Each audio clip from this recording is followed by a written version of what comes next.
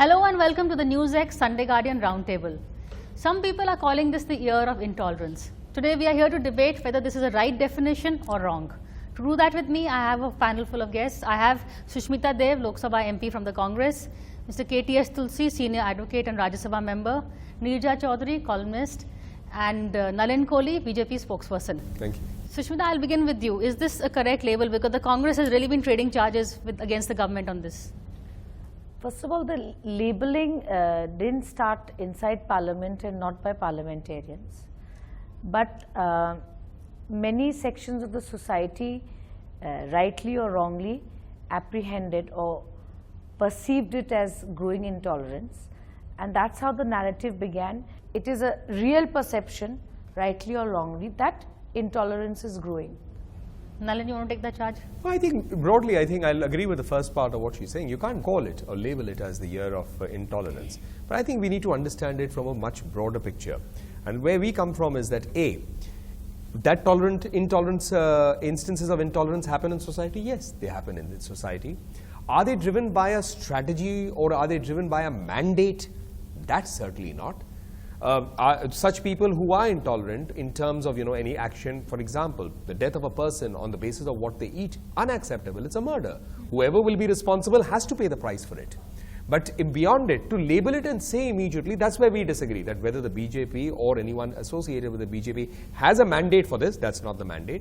And the last part is my concern vis-a-vis what we are trying to do nowadays is picking up instances, then immediately pulling it across and trying to give a society that this is what society is represented by, which is not correct. So that sends a wrong signal, because India is not an intolerant country. And what is India makes the political parties that represent Indians, not a political party or B political party. So that's the position from where we come from. I think the politicians are agreeing to disagreeing to agree, rather. But Neerja, bringing it to the political debate, we've seen Rahul Gandhi raise some very serious allegations against the government in Parliament. Are any of these hold true? How do you see this debate going forward, rather? I think it doesn't matter what you call it, year of intolerance, whether there was greater intolerance than in the past. Anupriya Patel in Parliament made a very good point. She said, "Hor lagi hui hai." There's a race to see who was more intolerant, the Congress or the BJP. Right. Yeah, but you're not addressing the climate that exists there, where people are, as she said, apprehensive, people are uneasy, people are anguished. And I would say, Nalin, I agree with you. This is a country that believes in live and let live. And yet, the kind of statements that we've seen of late in the last year and a half did not take place earlier. And may I add to it? Is there a strategy? No. Is there not a strategy? Do some people feel the mere coming of BJP to power gives them the right to go to town on certain things? Some people may believe. But not enough has been done to give a clear message, this is not on. On the contrary, I can talk about, and I'm not getting into names, but there was a statement that was not unacceptable made by someone against a leading star in Bollywood. And at least I was on television within maybe 15-20 minutes coming out with an exact opposite counter viewpoint. So therefore, we also live in an age where what happens is when we have an extreme point of view come out, we tend to, the nature of the media being not as a negative, but the nature of how we try to take the discourse, pick on that, whereas when another counter viewpoint comes which is not exactly there and may not be as extreme, that does not get the right space. But that's the nature of it. It's not about India, it's globally. The extreme finds a disproportionate voice, the extreme finds a disproportionate element, whereas the moderate, or what is the bulk of it, do not find a voice in the same proportion. I mean, that's my personal and clear view on it. Do you agree with this personal and clear view? No, I really am very concerned about the atmosphere having got vitiated. And it's got vitiated not by people on the street, it's got vitiated by people who are ministers, who are chief ministers, and members of parliament. And it's not that the party is silent after they justify violence, lynching. Then party is not only that it's silent, but there is no action taken against anyone. So their inaction against the hotheads speaks louder than their silence. So it seems that there is a pattern to this. How can anybody say in this day and age, under the Constitution of India, which is perhaps the greatest constitution in the world, that Hindustan for Hindus, are they making India into Pakistan? Sushmita speak also. I'm sure you're going to be answering both of them. Nalin said a lot of things, but I couldn't really get his point. The fact of the matter is this, that the general feeling amongst the people, and I think every government should make an effort to understand what its people is feeling. This is a government for the people, by the people, of the people.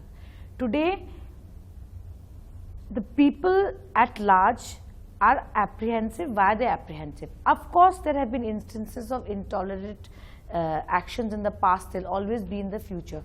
But people fear it when they get confused about the role of the government. That's the point. And what Mr. Tulsi has said, I'll agree, that it flows from the fact that ministers, people who are part of the government, chief ministers who are elected chief ministers, the mandate was for development. That's why people vote. Doesn't matter who won, who lost. We lost, they won. But people believed that we are giving this government a mandate, an absolute majority for development. They have derailed it, and the reason I say they have derailed it, because it is voices within the government which are acting intolerant. So India is tolerant, but whether this government is tolerant or no, that is in doubt, and that's where the fear comes from. First of all is, we tend to focus on 5 out of 282 in the or 280, or including the Rajya Sabha, maybe 300 plus odd members. The rest of the voices who speak, nobody speaks about them. The Prime Minister is on record multiple times, before his oath, during his, after his oath, on 15th August, thereafter, continuum, constantly saying what is the agenda of the government. The government's work is reflective of that. The government doesn't show it. Then when Mr. Tulsi raises the Constitution, then perhaps we should dwell on the Constitution and go exactly how it is. India is a federal structure. Law and order is a state subject. The government of India assumes the power of a state only, A, if Article 356 is there and you dismiss a power and you take central rule, or you impose emergency as it was done in 1975 to 77. The police actions will then shift to the center. That action is within the state. Let me take everyone. If I take Dadri head on, did it happen in Uttar Pradesh? Who is to take responsibility? Is it to be a BJP government at the center or a non-BJP, which is the Samajwadi Party government? They need to investigate. Let me go to Kulbargi's murder in Karnataka. Again, would you say that it's the BJP that has to investigate? Have we found a lead in there? Is the BJP obstructing the lead anywhere? No, it's a Congress government. So we need to see it in dispassionate views. If we talk about intolerance and we had a whole set of people, they are entitled to have a viewpoint. They are entitled to go ahead and protest also. They have a viewpoint to disagree with the BJP. It's a right under the Constitution. There's no problem with that. But when they are returning awards, to which we have a counter view, don't demean the awards. But among them, if a person accepts an award between 1975 and 77, when you have emergency, 20 years later decides to give it up in the name of the emergence of fascism, then obviously a question arises. No, I would like to say just one thing. You know, punishing those who were guilty of Dadri or the deaths of other people is one part of the story. State governments are responsible for that. Creating an overall atmosphere in which Dadri happens, the vitiating atmosphere, that is the other part of story. That is on the mere suspicion of storing beef. You lynch a man. Which is incorrect and should be punished. Absolutely. Unequivocally. Okay, no. Who's justified? But Mahesh Sharma goes there, I want to say this, and says justice will be done to both sides. Is it a signal to the law enforcing agencies? It is a signal to all the other lumpen elements. What is this a signal for? Nalin Kohli may strike a very different note from Mr. Mahesh Sharma. Mr. Mahesh Sharma says, you know, the thinking of the mind, Mr. Abdul Kalam was a patriot despite being a Muslim. What kind of thinking does that reflect? On Mr. Mahesh Sharma's statement about Dr. Kalam, which you're saying, and I'm saying it on the record because I've spoken with Mr. Mahesh Sharma and he has pointed out also, Dr. Mahesh Sharma, that you have to see his complete bite. You pick up the end of it, the first part of it, on which the second comment was dependent, and it is absolutely in sync of what the constitutional position is. No one has ever shown it. But Nalin, how Go many ahead. statements of his do we see in total? Hold What on. about the Dadri No, statement? but that's yes, on the Dadri incident also, Mr. Tulsi, myself, we are both at the Supreme Court or in different courts, wherever. And at the end of the day, what do you say? Law will take its own course against anyone who's guilty. You can't be unjust to anybody, See, Priya, even a if murderer. we get into Even if specific a murderer. statements, the whole day if I will may. go by. We'll have to go No, to but we can't Sadhvi escape. Niranjan. We'll why talk she about said each it. one. No, We there's can no talk to need. each The one. point. With Okay, pleasure. Okay, let's take the point. The point May is I that just let's finish? take the Okay, larger let her point. finish. I'm Let's finishing take the the larger larger point. But point. may I just finish my point? So therefore, that was the second part on which I was saying. And at the last thing about tolerance is, if you're going to take the constitutional position under Article 19(1)(a) that everyone has a right to freedom of expression and speech, that right is not divorced from someone who may have an extreme point of view. That's not a right to incite violence. Nobody, to not lynch at all. The, Not you are at all. creating a That's lynch, an allegation, sir. lynch mentality. Absolutely. By That that is, right, in there is no fact, right to defend a person no, also. So it's therefore, chief if- ministers, which chief minister has said go and lynch somebody? Please You show don't me a have to say statement. that. Can No, live no, in give this me a country with specific You don't statement. have to say that. No, you don't Haryana have to chief say minister that. said So it's in the mind, you Mr. can go, Tulsi. that non-Hindus can leave the country. Which- That's what he said. No. Haryana chief minister Which said. chief minister? Haryana And chief what was the minister. next thing? Was there a regret or not? What? But How many Regret times doesn't have No, no, matter. what, how many times what? So a person, you, No, in the Priya, let criminal Nalin system. finish Nalin, the let answer. Absolutely. This is because you someone has finished? made up their mind. No. Okay, bring Nobody in- can be I'm so sorry. immature If you make and so, well, I so mean, I'll keep that- irresponsible. I'm sorry, the same, if Debatable adjectives are to be used, Mr. Tulsi, then by the same logic, someone may have adjectives for you. So let's keep adjectives out. No, it's all Okay, right. so let's just see where can we See, go Priya, forward. I would like to just say one thing. That if we were to get into specific instances, this entire discussion will go in a different direction. All right. Mr. Nalin Kohli said that we are concentrating on 5 people and not looking at what the majority is saying. The nation is looking at only one man, and that is Prime Minister Modi. Others are not relevant. The question is as follows, that does he have the confidence of the people? The mandate says yes. Thereafter, if people are feeling apprehensive, you cannot say Mr. Khattar didn't say this, but Mahesh Sharma's phone said that, and Niranjan Devi later said this. That's not the point. There have been a series of things which has led people to feel that this government is insensitive to certain things. This government is inciting people. What is disheartening is that when you are in power, when you have the mandate of the people, your first duty is to allay the fears of the people. Why are you on the defensive? Offense is not the form of defense. Pooja, what is, I know you want to come in, but let an objective response to what she has said. You know, I must say, Nalin, I feel very disappointed. This Prime Minister who brought in so much energy into his position. You know, he sold dreams in 2014. We all thought toilets, Swachh Bharat, Make in India, you know. And then to have it completely get derailed into this Hindu-Muslim divide. Particularly what bothers me is, this is a strong Prime Minister. He was a strong man the people of India voted for. Today he is coming across as unable to quell the voices of these 5 people. Why? I don't understand this. 2 things to comment on. With such a mandate. First of all is, the Prime Minister himself, not once but on multiple occasions, has said, for all the people who may have hope or lack of hope in him, that he will be ready to be judged on the performance of his government and the report card when he goes there. And he will be judged. He's not going to run from that. Now, I could count out all the things that would point that the mandate is being translated into work, but that's a program by itself. The second is about quell. Actually, no less than the Prime Minister has spoken in Parliament, even on specific instances, even though Sushmita ji may not like those specific instances brought up. But the fact remains that he has spoken on specific instances too. The party president has stepped in, also from time to time. I think there is a Too little and too late. That is your assessment, sir. That's your assessment, but that's okay. Within the country, there will be a set of people who, despite everything, will have a viewpoint that they feel that BJP never did anything. We can live with that, because that's also a right that they enjoy. So that's the second part That's a of very it. cynical point of view. It's not a cynical point of view. You and I both can have a different opinion. You know, Nalin talked about the awards. These people, the poets, the artists, the historians, the scientists, through their blood and sweat and tears have earned these awards. It's a lifelong achievement for them. These awards are dearer to these people than their own children. And yet they're returning. They are returning them. Understand the pain, the anguish with which they are returning. Straight away label them manufactured dissent.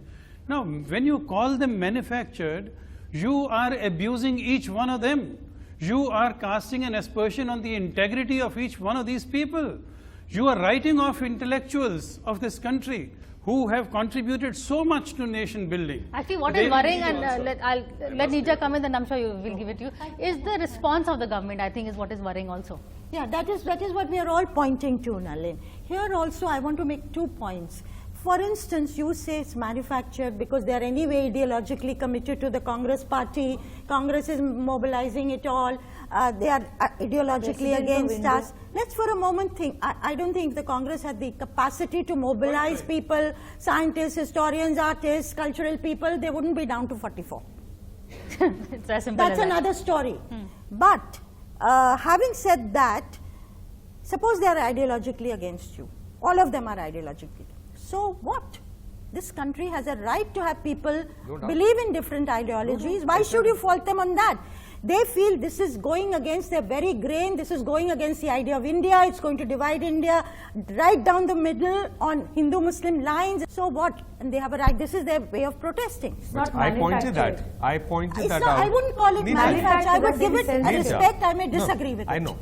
Of course, but that's exactly the same right. Just as anyone else will have a point of view, and you have an equal right to disagree with that. We are not. We don't anywhere have a quarrel with somebody having a point of view that is vehemently anti-BJP and may consistently be so. Because yes, the but I'm pointing out is when a term like manufactured Kulburgi died for a point of With view. your permission, may I just answer? But is there a presumption that you are saying that No, BJP is behind it? We are saying that the impression, maybe a completely wrong impression has gone around.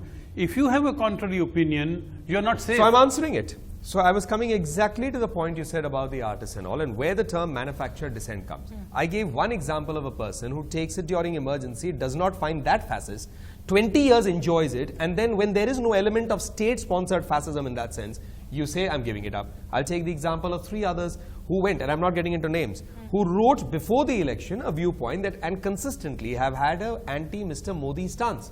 They are entitled to have that. But you can't say that they are conveniently raising a point.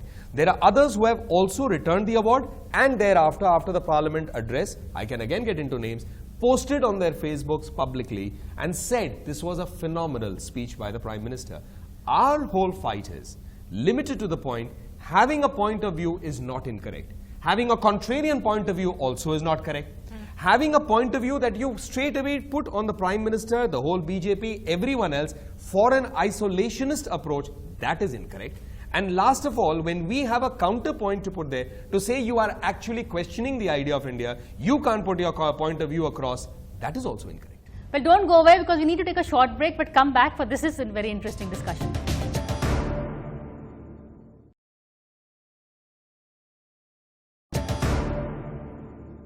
Welcome back to the NewsX Sunday Guardian Roundtable. We are discussing the idea of an intolerant India, whether such a thing exists or not. But Sushmita, do you agree with his last point that by questioning this thing, you are also adding to the intolerance? See, I'll tell you something.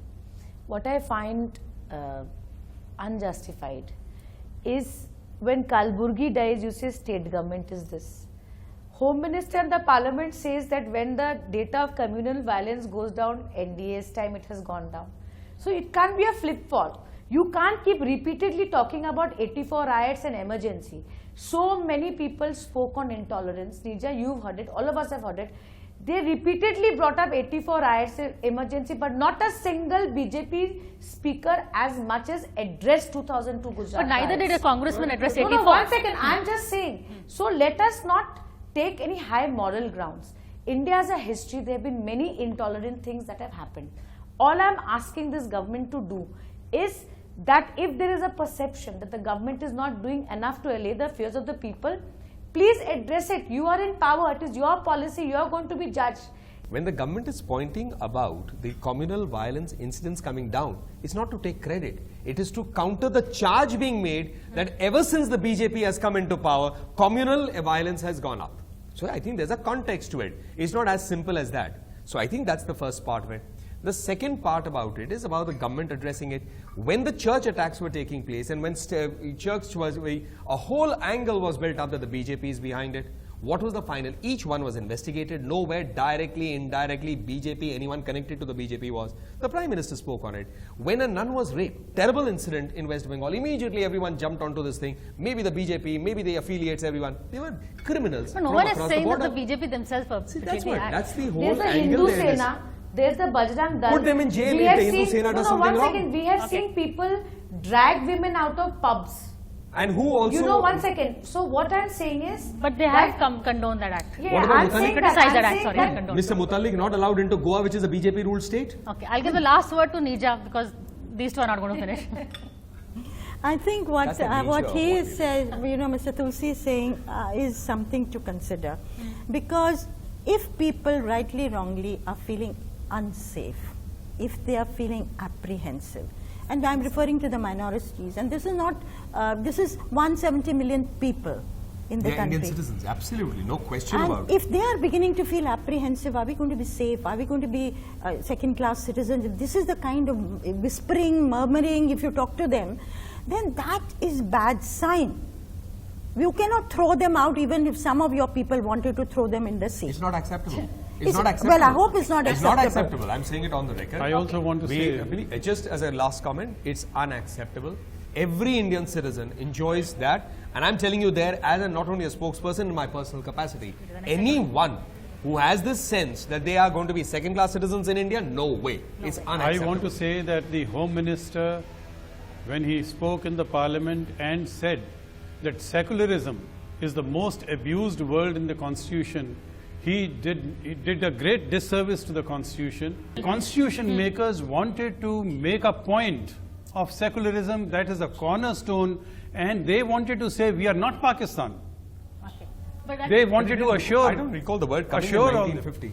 I recall it And coming in now, the 42nd and he Amendment. says that 1977, abuse. the Janata government in which Janasangh was a part of it, 44th Amendment was brought, and even they left these two words. Once it was brought in So the I Parliament. hope that the We Home don't have a Minister fight. We don't have a looks fight back with the on the word. performance. But I think he's entitled to a point No, of view but because the in con- 1950 you it don't was recall there. that. Okay, on that note, I'm going to end this debate, but I'll put in a word for a very tolerant BJP spokesperson who's taken all our concerns. No, we are not very well. enemies. We are all citizens. We are only discussing a point of view. On that note, we will end now. But thank you for watching this roundtable. We'll see you again same time next week.